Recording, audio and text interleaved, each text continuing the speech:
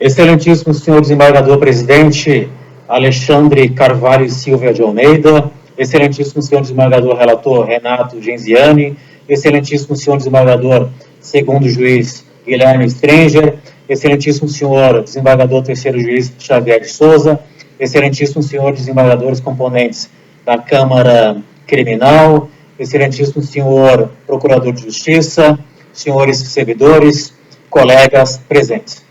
É uma honra estar diante de vossas excelências para sustentarmos a impetração de habeas corpus em favor do nosso cliente. Excelências, eu quero dizer em primeiro lugar que nós, quando estamos acompanhando as sessões de julgamento nesta egrégia Câmara Criminal e também nas demais do Tribunal de Justiça do Estado de São Paulo, nós temos a honra de aprender muito com vossas excelências. E vossas excelências têm nos ensinado que nas impetrações de habeas corpus é vedada a análise do mérito, tanto do processo principal, ou seja, da acusação principal, quanto a vedação em relação ao mérito propriamente dito do pano de fundo da impetração do habeas corpus. Porém, eu quero pedir vênia a vossas excelências para também trazer à baila ensinamentos dos nobres desembargadores nessas mesmas ocasiões, em que eles trazem a lição segundo a qual, pelo menos, um sobrevoo em relação ao mérito da impetração e também do processo principal é possível para o enfrentamento justo da impetração e também para uma boa distribuição da justiça. Portanto, com as devidas vênias e com a autorização de vossas excelências, é o que eu pretendo fazer hoje na minha intervenção. Um sobrevoo em relação à acusação principal, aos fatos que estão sendo apurados e provados na acusação principal, num processo principal que originou a presente impetração da ordem de habeas corpus. Adianto a vossas excelências, segundo o entendimento da defesa, o paciente está sofrendo constrangimento ilegal por parte do juiz do impetrante. Trata-se de uma acusação do crime de homicídio, triplamente qualificado contra o nosso cliente, e, segundo a acusação, houve, então, um homicídio com a prática de 3 qualificadoras, porque, segundo consta da inicial acusatória, o nosso cliente teria utilizado de barras de ferro, barras de madeira, teria chutado a cabeça da vítima e também teria contado com a participação de terceiras pessoas não identificadas. E que o motivo da morte seria motivo fútil por conta de ciúmes por parte do nosso cliente. Oriundo assim, excelências, conforme o excesso de tintas costumeiramente utilizado pelo Ministério Público, parece que a denúncia realmente ela é gravíssima. E, segundo a leitura, em um primeiro momento da peça acusatória, o nosso cliente realmente mereceria estar preso desde o início do processo criminal. Para, segundo a autoridade coautora, a garantia da instrução processual, porque também, além de tudo isso, ele teria ameaçado testemunhas, e para a garantia da instrução processual e da ordem pública. Por conta disso, a prisão do cliente já dura mais de 180 dias. Pois bem, realmente, segundo a versão acusatória, é realmente uma situação em que o paciente, se verdade fosse a acusação, deveria estar e permanecer encarcerado. Porém, este sobrevoo que eu pedi autorização a vossas excelências para fazer em relação ao mérito do processo principal, e linkando com a impetração, é que vai nos permitir, excelências, segundo a visão da defesa, uma conclusão ao contrário do que consta da acusação. Por quê?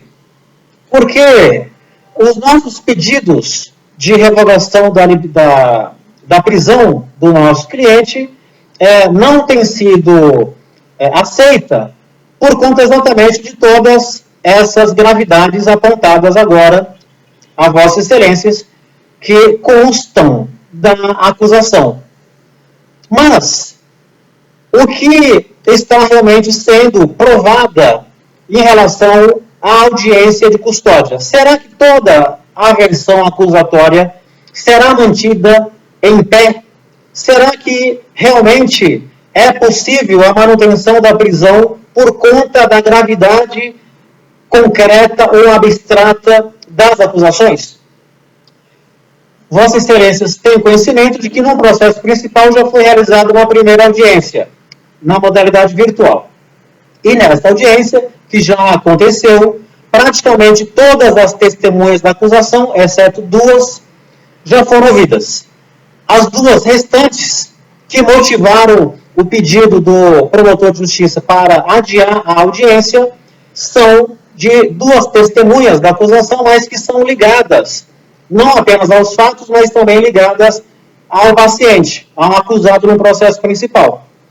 E, por conta disso, é que o promotor pediu para que elas fossem ouvidas em audiência presencial, designada já para os próximos meses. Senão, o processo já estava sanado com a instrução encerrada e já, provavelmente, com a possibilidade de revogação da prisão preventiva do paciente. Mas, conforme eu adiantava a Vossas Excelências, a audiência foi realizada, testemunhas da acusação quase todas ouvidas, e será que a acusação conseguiu lograr êxito em provar todas as suas alegações? Já antecipo a Vossas Excelências que a resposta é não. Por quê? Segundo a acusação, teria havido a morte, participação de terceiras pessoas. A acusação conseguiu provar a participação de terceiras pessoas? Não conseguiu. Na verdade, as testemunhas ouvidas na audiência de instrução disseram que apenas uma pessoa, o hora paciente, teria participado do entreveiro que causou, infelizmente, a morte da vítima. Portanto, esta parte da acusação, que causa realmente angústia, preocupação, receio e, portanto, a vontade de manter o paciente encarcerado, essa parte da acusação já deve ser superada. Deve ser extinta porque a acusação não conseguiu provar a sua versão. Segundo também a acusação, o paciente teria desferido golpes com barras de ferro e barras de madeira contra a vítima. Conseguiu a acusação provar essa versão? Também não, Excelências. Na audiência de instrução, esta versão da acusação não foi provada. As testemunhas não viram a utilização de barra de ferro, e olha que são testemunhas presenciais. Disseram que não houve a utilização de barras de ferro, muito menos de barra de madeira. Portanto, esta parte grave da denúncia também a acusação não conseguiu comprovar. Além disso, a motivação do crime, segundo a acusação, seria ciúmes, as testemunhas também não conseguiram comprovar. E, por fim, e talvez a razão principal da manutenção da prisão preventiva do hora paciente, teria sido porque uma das testemunhas que não foi ouvida, que será ouvida presencialmente, mas que compareceu ao nosso escritório, porque a audiência, essa primeira parte da audiência foi realizada de forma virtual, disse para todas as pessoas que estavam presentes, inclusive o acompanhante dessa testemunha, porque ela está internada em uma clínica, ela disse que nunca houve qualquer tipo de contato ou de afirmação para os familiares da vítima que o paciente seria uma pessoa muito perigosa e que poderia matar outras testemunhas. Por conta disso, a autoridade coatora decidiu, então, para a garantia da integridade física das testemunhas, encarcerar o paciente. Só que a testemunha, que ainda não foi ouvida, mas que já disse e antecipou isso em sede de delegacia de polícia e também ao nosso escritório, que ela se nega a dizer que houve a afirmação desse tipo. Portanto, não há mais os elementos que motivaram a decretação da prisão.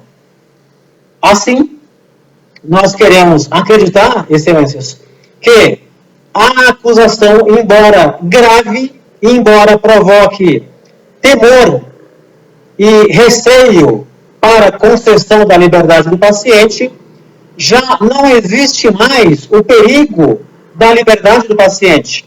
O paciente, é bom que se diga, constituiu defesa na época dos fatos. Uma outra defesa, é bom que se diga, que não é esta agora, que vos fala, foi até a autoridade policial, deu a sua versão sobre os fatos, constituiu o advogado e forneceu o seu endereço e lá ficou, esperando as próximas intimações, quando foi surpreendido por visitas dos policiais para o cumprimento de uma ordem de prisão. E, para finalizar, excelências, é bom que se diga que os fatos aconteceram ainda no ano de 2023. E a prisão só foi decretada em meados do ano de 2024. Portanto, sem os requisitos necessários para a manutenção da segregação cautelar, que dura até os dias presentes. E sem a contemporaneidade, que é um requisito fundamental para a decretação da prisão preventiva, e sem o perigo atual. Ora, se os fatos aconteceram em novembro de 2023 e a prisão só ocorreu em meados de 2024, qual é o perigo que motiva a não autorização da permanência do paciente em liberdade? Perigo algum. Além disso, não há atualidade, requisito legal para a decretação da prisão preventiva. Portanto, nós queremos acreditar, excelências, que já não há mais motivos para a permanência da segregação cautelar. A segregação cautelar, se permanente, já pode ser caracterizada como um cumprimento de pena, mas o processo ainda não foi concluído, porque nós ainda teremos uma próxima audiência para oitiva de 2 testemunhas da acusação e mais as testemunhas da defesa. Portanto, não é que se fala em pena. Não sabemos se ele será pronunciado ou não, e tudo indica, segundo uma testemunha da acusação, que houve um entreveiro ali entre o paciente e a vítima, e para repelir a injusta agressão física, então a vítima se machucou e acabou falecendo em decorrência de outros fatores que não a intervenção do paciente. De sorte que poderá haver, inclusive, a desclassificação para um crime que não seja da competência do tribunal do júri, e o paciente está preso já há muitos meses, indevidamente. Portanto, a defesa, mais uma vez, reitera o pedido de revogação da prisão preventiva por ausência de motivos concretos e ausência de perigo que possa justificar a manutenção da prisão preventiva, e a sua revogação, portanto, com a expedição do alvará de soltura em nome do paciente, por ser razão de justiça.